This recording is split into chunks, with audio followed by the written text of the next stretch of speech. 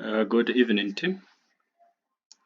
I wish to welcome everyone to the third day lecture under SmartNet Edu Center.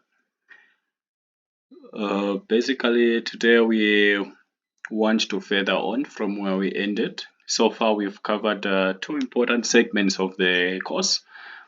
The first one, we did the computer basics, of which we went down to understand what a computer is, what are the parts, and how the information flows.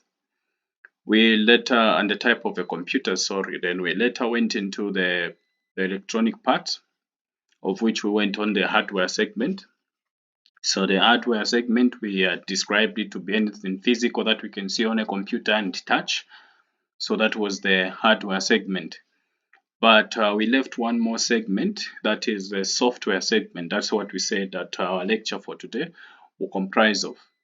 So software basically is anything that is able to be viewed through the screen.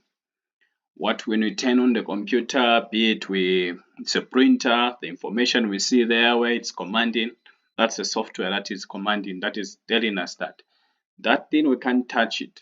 So it is software. It's like a thought or emotions of a being. The physical is a body, the emotional segment we said it's not hardware but a software segment.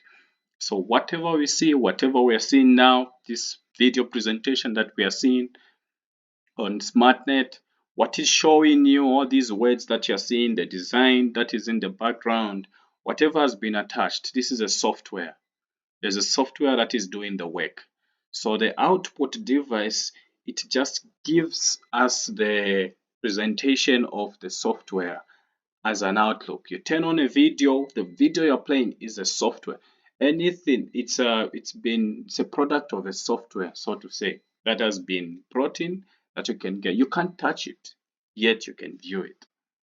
So straight away we break down into the course.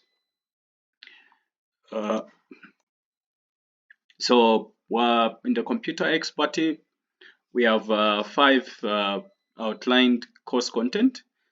The software OS installation is our today topic. Tomorrow we'll talk on the external accessory connections. We might make a slight change because we saw networking to be big. So 2 might mostly go on the networking, and the printers will have a separate topic altogether. For external connections and accessories, most of it we have explored and can do a quick summary of it, then we go in the underneath of it. We just thought we give networking a good time because it's something that is going also to further give us the in-depth of how the computers function and how it allows information to flow from one segment to the other. So software. What are softwares? Well, softwares, they are programs or a group of instructions. Now, this group of instructions, they are the one that commands the computer the specific function. They command the computer function. What do I mean? When I press letter A on the keyboard, letter A itself is hardware. It's a keyboard, it's a hardware segment. But when I press on that letter A, what is going to make that information to move and be understood? Their software is a set of things that is going to now give the output, to command the output. So this is what is more like a task specified series of instructions. So it's a task per hardware pressing, it will go and tell the computer in its own language, computer, what hardware segment has done is this, so please understand it. Then from there it will give. So it's more like hardware commands that we make are basically commands that are understood by human being, but a software will translate that human being command into a computer command that will be understood by the computer, and the information will flow as they need. So what is a firmware? Or before I go to that, we wanted to understand we wanted to understand the purpose of the softwares. So these softwares, what do? They provide the user who is a being using a computer. You as an individual presented with a computer, you are the user. So it provides the user with the interface to the computer. What do we mean by the interface? A link between you and the computer, or the interface is whatever you can see on the face of a monitor. That's an interface. So it's what is providing that interface to the user to relate with a computer, or it's the one that translates the information so that the computer can understand from the computer language to the human language. For me, when I press on a button, play the movie, or open Google Chrome to view a video or something, when I press that, I just command, I am using the human language. The computer will understand it, take it in the computer language, and then give me the feedback that I need. So the software is what is converting, helping the computer to understand. And when the computer gives the response, or the processor of the computer gives the response, it will give me in the human language that I can understand, basically. Now, so they are managing the resources of a computer, so to say. Now, what is a firmware? So there are some chips. A software might be separate, but there are some chips. Let me say most of the chips in a computer, they have a firmware. So this is a software that is embedded in a chip. It's a combination of hardware and software. So you combine, there is a hardware and a software. E.g., when you connect your mouse, your cable mouse to your computer, at some point you could see installing a mouse, because there's a firmware. That mouse itself has a small chip inside it that is communicating. So what that one, a firmware, is more like a driver. We will talk about drivers, we understand them, what they are. It's a software type that works with the hardware and communicates. When it's connected to the computer, it tells. If it's a USB, you connect a flash, it tells you installing a USB flash. Installing a what? Installing what? So it's a firmware, it's a software that comes with the chip or the drive, such that when you connect, the two can be presented to a machine or to a computer.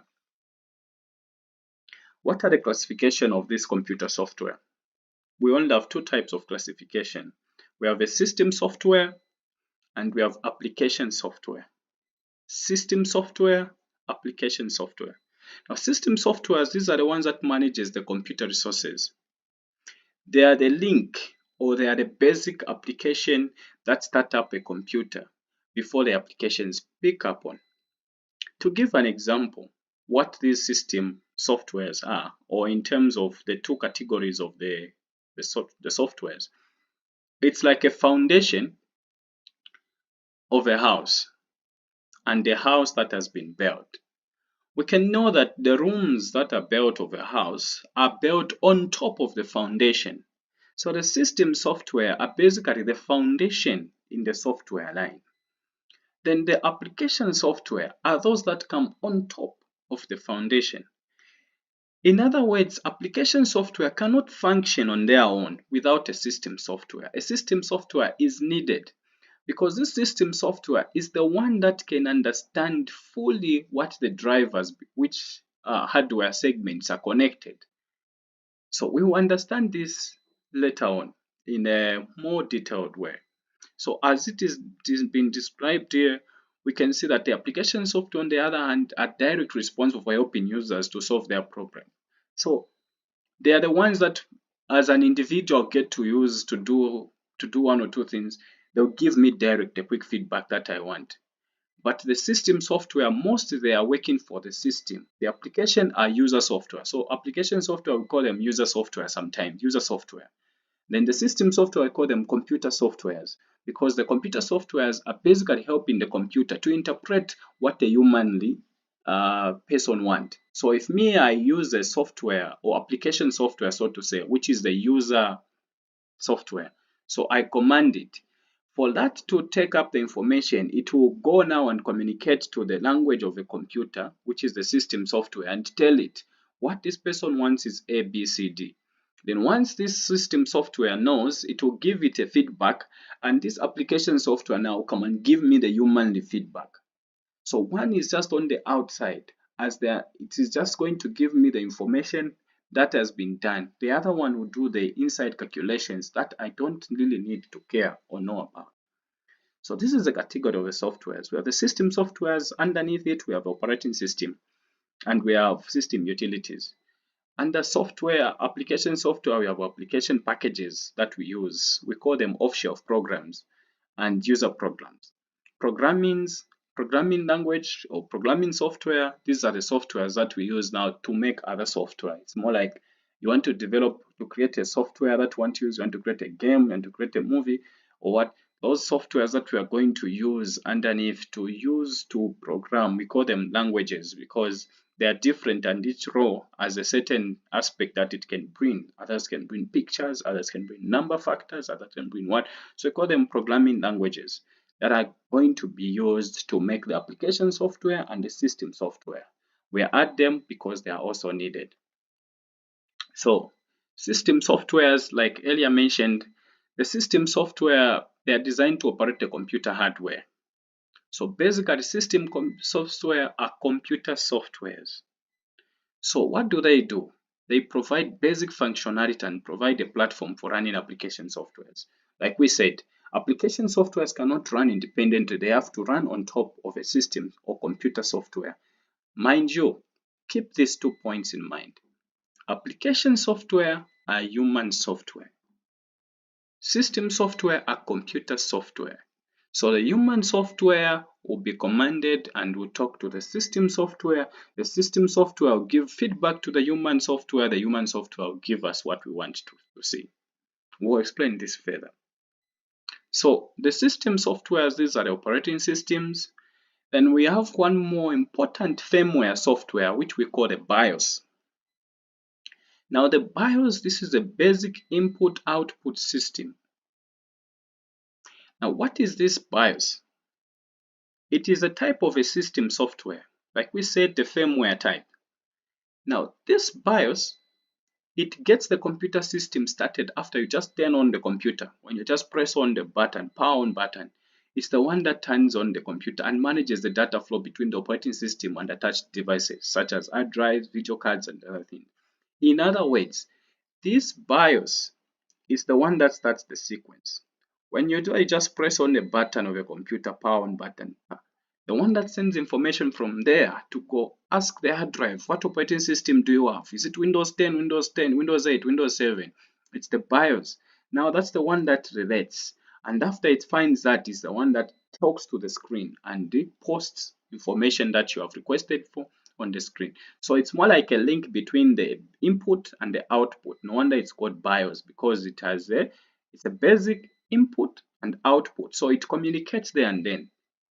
And the hardwares and all those, the software, everything, it's the one that we get to communicate.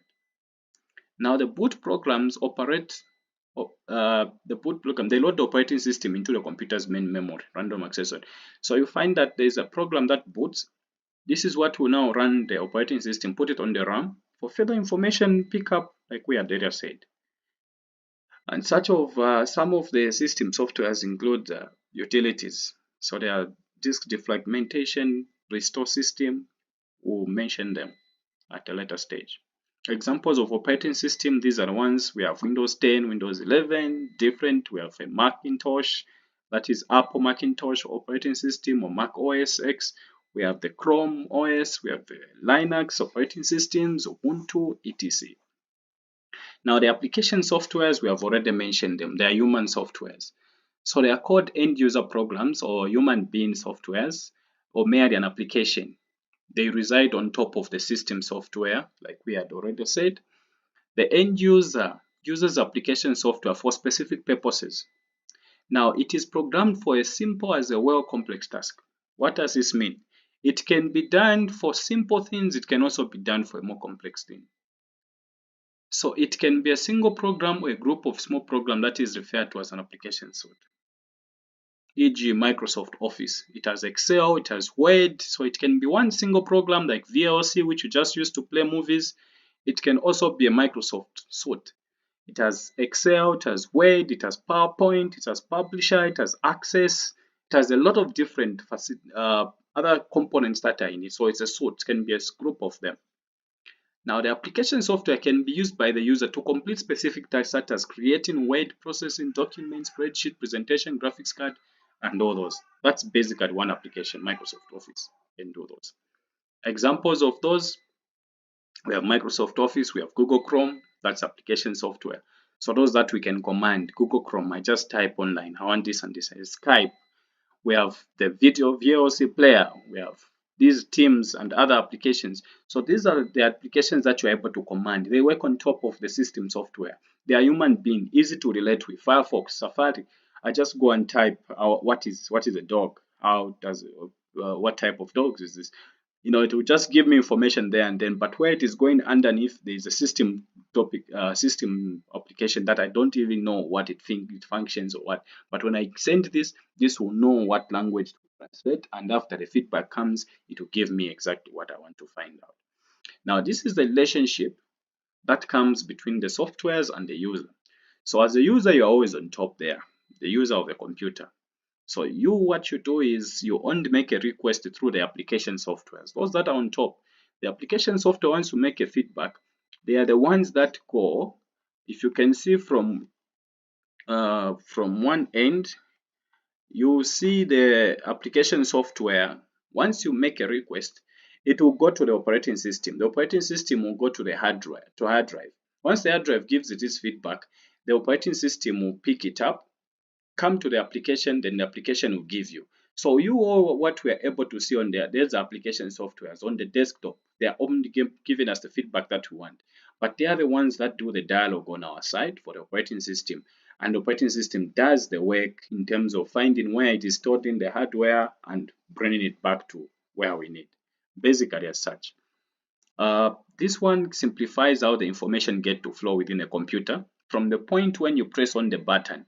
Like we had said, the moment you press on the power button, there's what we call the BIOS. So the BIOS, this one will make sure will go and command in the CPU, isn't it? So the BIOS will go and command the operating system to be brought in, and then it will allow that information to be posted. So what we saw in the previous lecture, when we pressed and something came on the screen, that's what we call posting. Giving a feedback to be shown on the screen is what we call posting. So there's what we call, if post fails, then the booting has been halted. But if a post comes through, then we are going to have the operating system loading, it will encounter the RAM. The RAM will give us information that the hard drive has given up, and the information will be used on the RAM. Just as simple as what we had discussed. The programming languages, there are a variety of them for making softwares. There are lots, but we can have basically we have Python, Java, C++, JavaScript, Ruby. There are different softwares that we get to use to do this. That's why we said computer is big, but you can jump into any category and build it up from there. At this point in time, since we have already talked of the type of languages, softwares, so we mentioned the programming, the application softwares, the system softwares. At the moment, we want to talk about operating system, because that's one key thing that we are going to use on the PC, the self-computer. So we want to watch a video. I want to follow through this video that will show how to make a bootable operating system on your flash. E.g., your computer crashes, you don't know what to do. You have your friend has a computer, but how do you yourself make your computer work once more? How do you install this system, this foundation on your computer hard drive? Maybe you've bought a new hard drive, you're using a 300 GB hard drive, it's too small, you've bought a 1 terabyte. You're able to open and slide it inside, but then there's no operating system. So how do you make that operating system? So follow through this video because it highlights that point.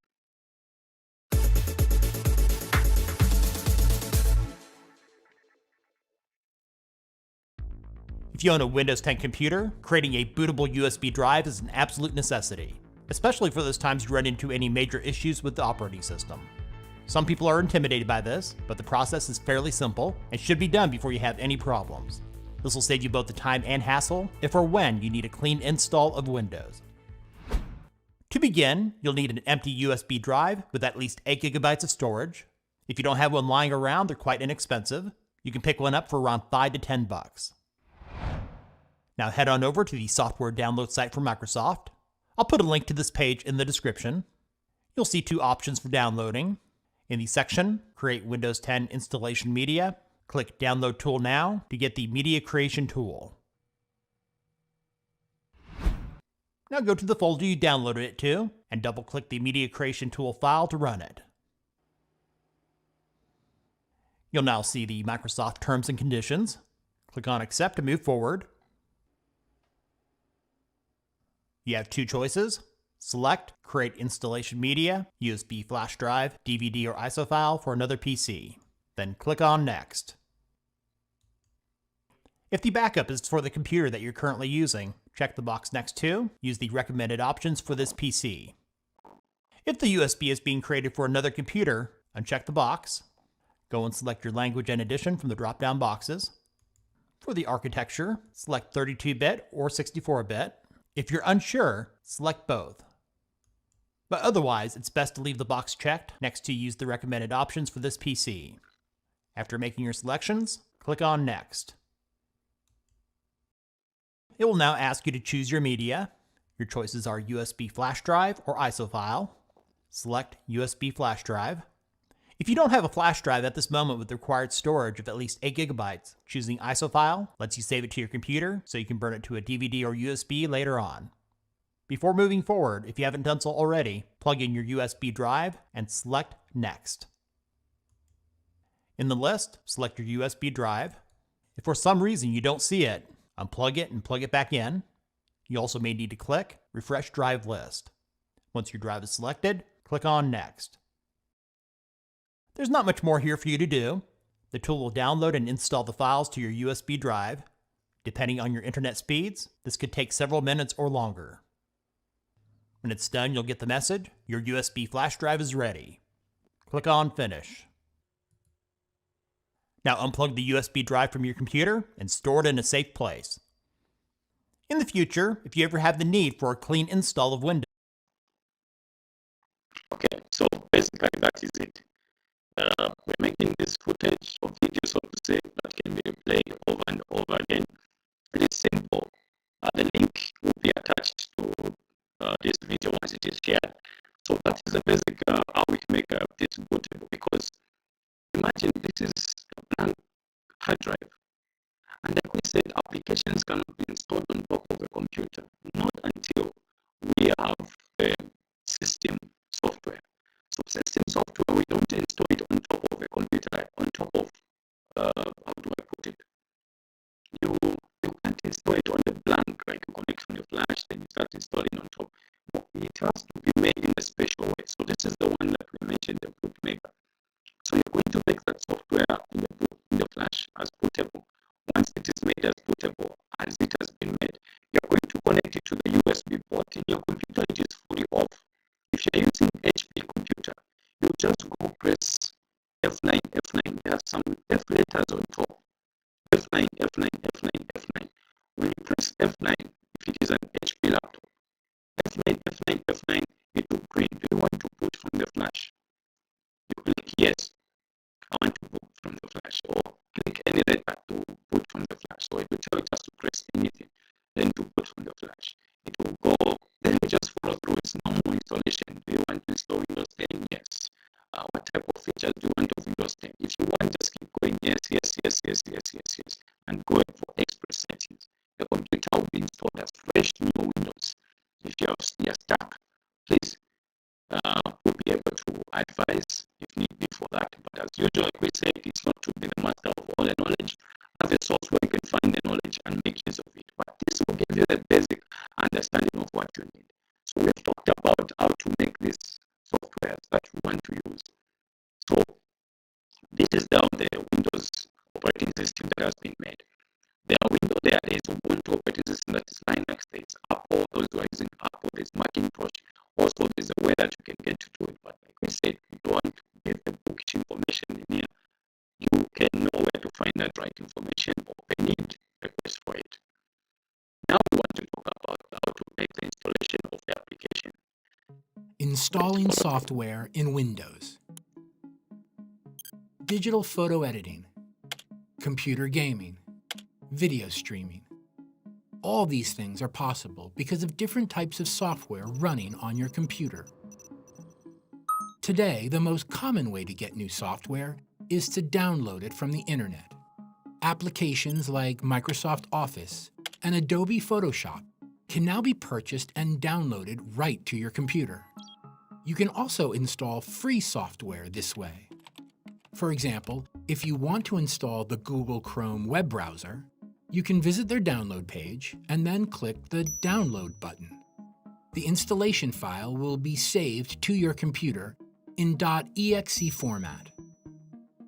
This is the standard extension for installing files on Windows computers.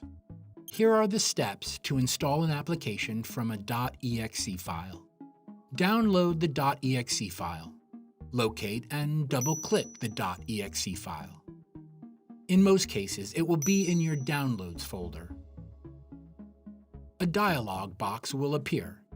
Follow the instructions to install the software. When it asks you if you want to allow this app to make changes, click Yes. The app will be downloaded and then installed.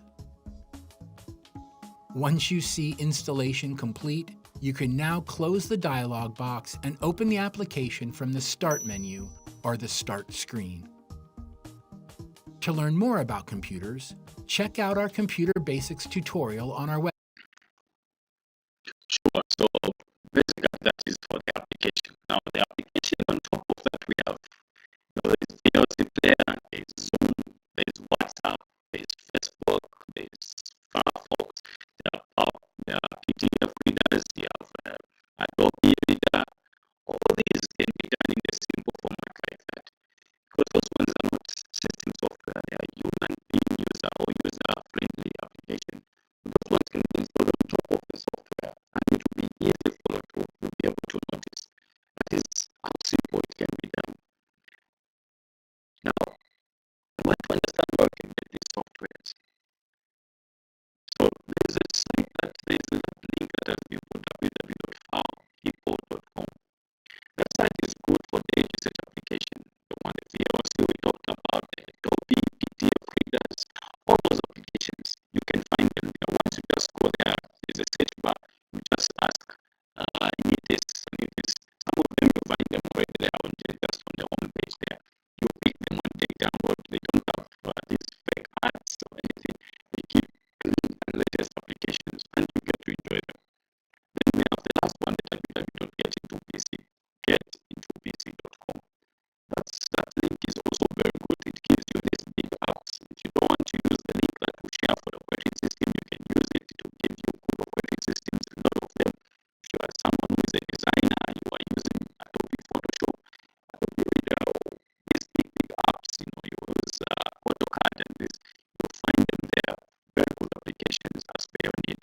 So make use of these two sites. They are very good and they are no joke, but most of the software that they have, you find them in good shape and well updated.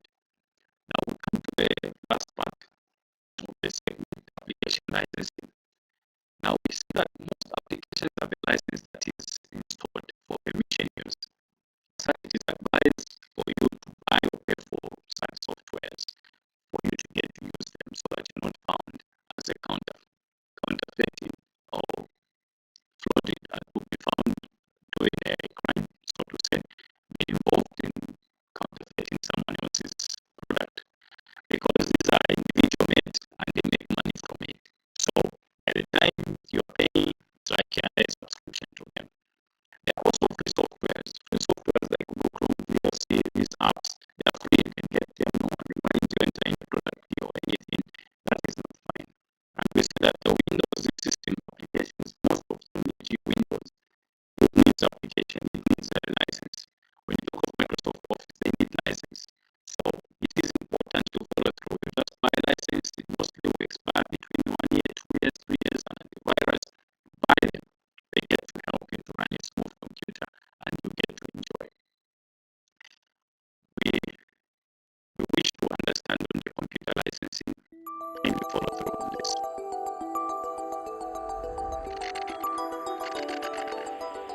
Software license is a legal instrument that gives you the right to install, use, or otherwise interact with a specific computer program under certain conditions. This permission is granted to you through the licensing agreement, which is a contract between you and the software manufacturer. The licensing agreement further specifies the terms and conditions, the usage rights, such as downgrade rights, or in other words, the possibility to use an older version of the software. Several conditions have to be met before your software can be considered licensed. For example, having a product key doesn't automatically mean you are legally allowed to use a given software.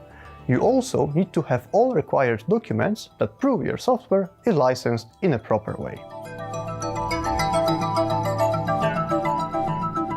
As our company is focused mostly on Microsoft products, I will describe the three main types of licenses from this producer: retail, OEM, and volume. Retail license, also known as the full package product, is probably the simplest type of license. You can buy the retail product online or in a store, and you can use the software no matter if you are a home user or company. OEM, or Original Equipment Manufacturer license, typically accompanies some sort of hardware. To give you an example, when you buy a laptop and it comes with an already installed Windows, the Windows is most likely with the OEM type of license. Volume licensing is aimed at businesses and organizations that need software products with flexible management options. Also, ordering volume products in bulk cuts the costs even. Okay, sure. You don't want to go much. So that's from the Microsoft team. They are trying to market their products, and we get to see from the licensing, the necessary segment of licensing. It's very important, and as you get to know, you can bring something, you bring something on the market, and someone else gets it for free, because that's how we also making money from there and paying companies and other people. So basically, you want to get something out of it. No wonder it's a crime to be found after 15. And you find that exposure to this or using these unlicensed licenses will expose the software to viruses, corrupted, and defective software. And inadequate on product documentation, no warranties, lack of technical support, exposure to cyber theft, and need to force tracking by individuals. So, I mean, you find that you are using a software that has been